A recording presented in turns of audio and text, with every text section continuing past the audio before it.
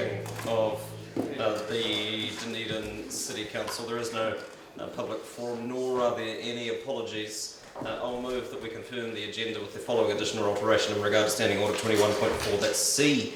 Option C be adopted in relation to moving and seconding and speaking to amendment. Seconded Councillor Walker, thank you. Any discussion? All those in favour? Aye. Those against? That's agreed. I'll further move that Council notes the elected members' interest register and confirms the proposed management plan and notes the executive leadership team's interest register. Seconded Councillor Gary. All those in favour? Aye. Those against? That's agreed. Reports. Item 5, consultation document 2020/21 annual plan. Ms. Graham, welcome.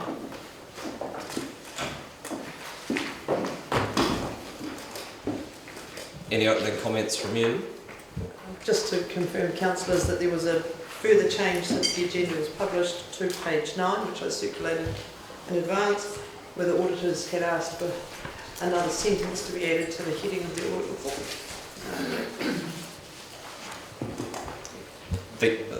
Thank you. And can you clarify whether or not there is any capacity at this point to make amendments to the consultation document? And secondly, what the implications would be were these resolutions not to be agreed upon at this meeting? We wouldn't be able to commence consultation.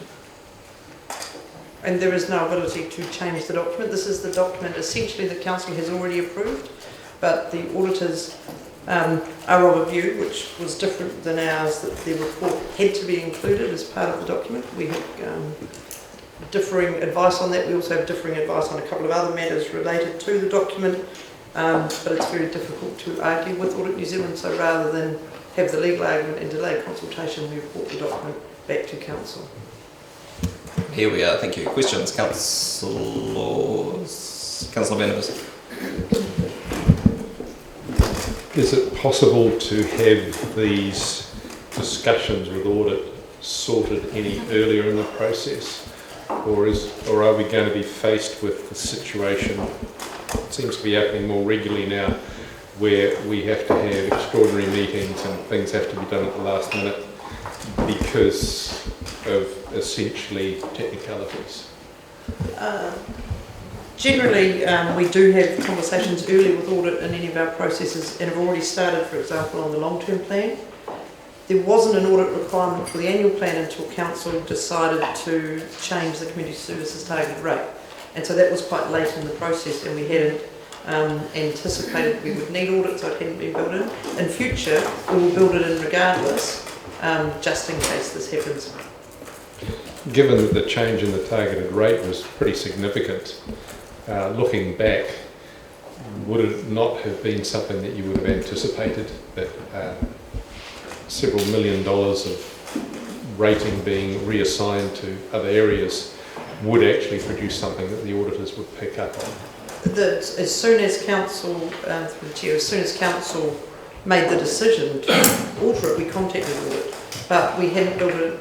We have built audit into our timetable now for 18 months of long-term planning work.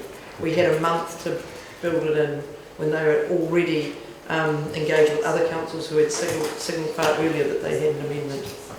Okay, thank you for explaining. Cheers.